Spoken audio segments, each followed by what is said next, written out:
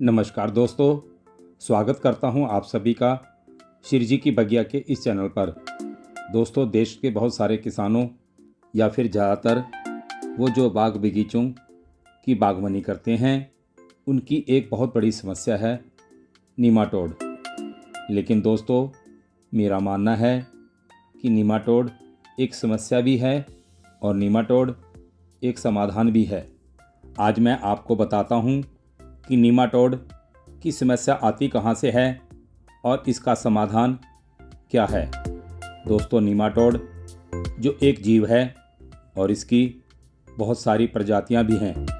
अब इसमें 80 से 85% नीमाटोड प्रकृति के लिए बहुत बड़े लाभदायक हैं। मात्र 15% नीमाटोड ही हानिकारक हैं। और ये हानिकारक होते कब हैं, मैं अब ये बताता हूँ। दोस्तों, नीमाटोड जो एक सूक्ष्म जीव है, सूक्ष्म जीवों में वायरस भी है, बैक्टीरिया भी है, फंगस भी है और नीमाटोड्स भी है। देखिए दोस्तों, जब हम कमर्शियल खेती करते हैं और साल भर खेती करते हैं और ऐसी खेती करते हैं जो कैश क्रॉप्स के रूप में गिनी जाती है, जैसे दोस्तों पपीता एक ऐसी वेजिटेबल है जिसको साल भर लग जाता है आने में और खेत कभी खाली रहता ही नहीं है। और ऐसे में ऐसी फसल में किसी तरह की बीमारी ना आ जाए तो इसमें अलग अलग तरह के ज़्यादा पेस्टिसाइड देने का सुझाव दिया जाता है। तो होता क्या है दोस्तों, जैसे कि मैंने बोला कि मिट्टी में 85% लाभदायक सूक्ष्म जीव होते हैं और 15% जिनको मैं नेगेटिव सूक्ष्म जीव कहता हूँ, चाहे उसमें नेगेटिव वायरस हो, नेगेटिव बैक्टीरिया हो, नेगेटिव फंगस हो या फिर नेगेटिव नीमाटोड्स हो। दोस्तों, कुदरत का ये नियम है कि जो पॉजिटिव चीज़ें होती हैं ये नेगेटिव के ऊपर अपना कंट्रोल बना लेती हैं। दोस्तों, ये नेचर का नियम है। उदाहरण के लिए आप जंगल में जाइए तो जंगल में कोई नीमाटोड्स नहीं है, कोई फफूंद नहीं है, कोई फंगस नहीं है, कोई बैक्टीरिया की बीमारी नहीं है। लेकिन दोस्तों, हमारे खेतों में तो है। तो क्या होता है दोस्तों, जब हम अपने खेतों या बाग बगीचों में बार बार डेंजरस पेस्टिसाइड डालते हैं तो उससे बेनिफिशियल सूक्ष्म जीव मरते हैं, बेनिफिशियल फफूंद मरते हैं, बेनिफिशियल बैक्टीरिया मरते हैं, बेनिफिशियल वायरस मरते हैं और बेनिफिशियल नीमाटोड्स भी मरते हैं। लेकिन दोस्तों, कुछ ऐसे नेगेटिव एजेंट होते हैं जो बहुत ही स्ट्रांग होते हैं और वो बच जाते हैं। तो ऐसे में क्या होता है दोस्तों, उन पर जो कंट्रोल करने वाली व्यवस्था थी वो डैमेज हो जाती है।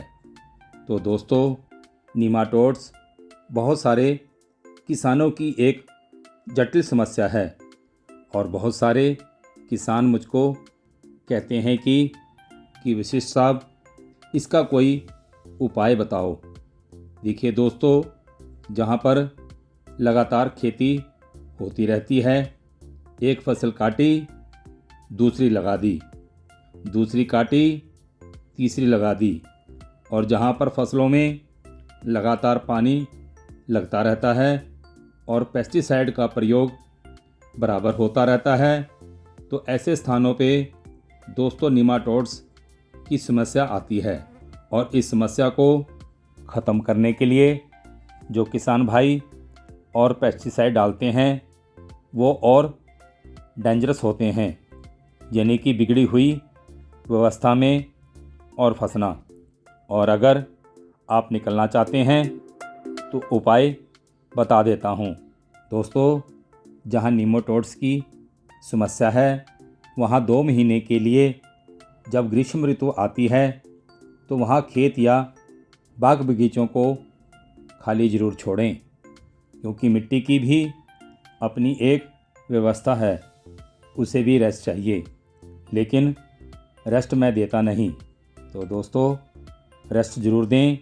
और दूसरी चीज़ क्या है कि नीमाटोड्स को जो ख़त्म करने की बात है कि नीमाटोड्स को मैं इस पेस्टिसाइड से मार सकता हूँ।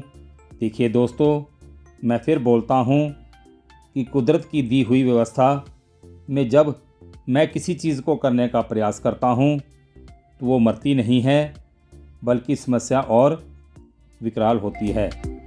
उदाहरण के लिए दोस्तों मैं आपको बता दूं कि देश के सभी किसान पिछले 60-70 सालों से द्विवेणी फसलों में, मतलब दालों की फसलों में, तनाछेदक को, इल्ली को, तिलहनी फसलों में, मतलब जिन फसलों से तेल निकलता है, माऊ को, मूंगफली में सफ़ेद गिडार को और खेतों में दीमक को मारने का प्रयास किया जा रहा है, लेकिन कोई नहीं मरा।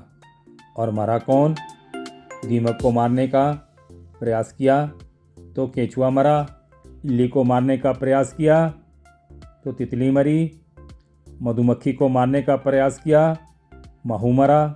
दोस्तों इससे व्यवस्थाएं और ज़्यादा बिगड़ गई। तो दोस्तों मैं कहता हूँ कि अगर प्रकृति खेती करना है, लाभ की खेती करना है, तो सबसे पहले ये दिमाग से निकाल दीजिए कि आप किसी समस्या का समाधान कर पाएंगे। दोस्तों समस्या का समाधान केवल कुदरत की व्यवस्था ही कर सकती है, तो मुझे नेचर के साथ ही रहना है। तो दोस्तों मैं आपको जीवामृत की कहानी बताता हूँ और आज मैं इसे नीमाटोड से जोड़ता हूँ। तो देखिए दोस्तों, मैं इस जीवामृत को आपको कई बार बना के दिखा भी चुका हूँ और बता भी चुका हूँ।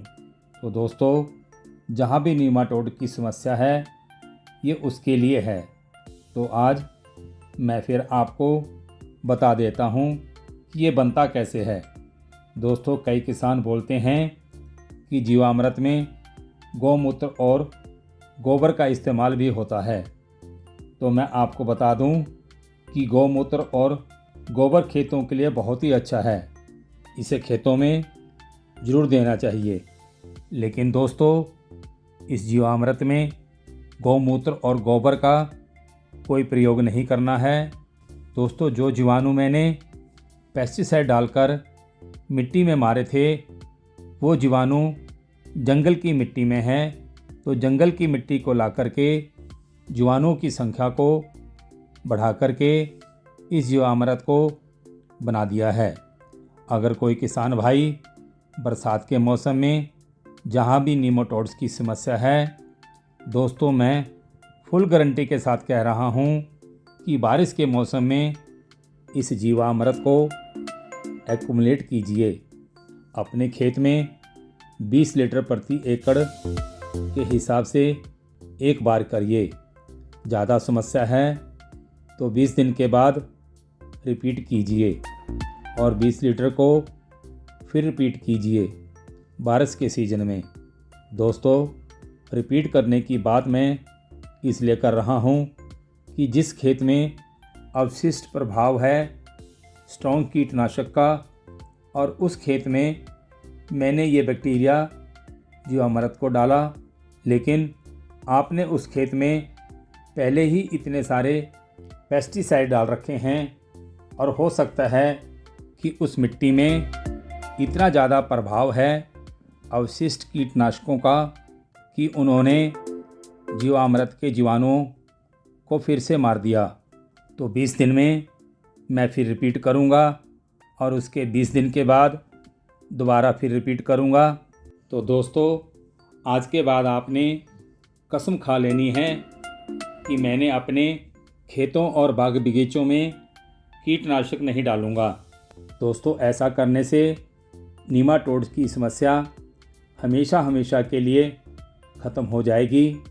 दोस्तों जीवामृत को बनाने की पूरी जानकारी मैंने नीचे डिस्क्रिप्शन में दे दी है। आप वहां जाकर लिंक को प्रेस करके पूरी वीडियो को देख सकते हैं। दोस्तों, आप इस वीडियो को ज़्यादा से ज़्यादा आगे शेयर ज़रूर कीजिएगा, जिससे कि औरों को भी इस जानकारी का लाभ मिल सके। दोस्तों, आज बस इतना ही। फिर मिलते हैं एक और नई जानकारी के साथ। आप पर्यावरण के साथ जुड़कर और जैविक खेती को अपनाकर सदा स्वस्थ रहें, खुश रहें। धन्यवाद।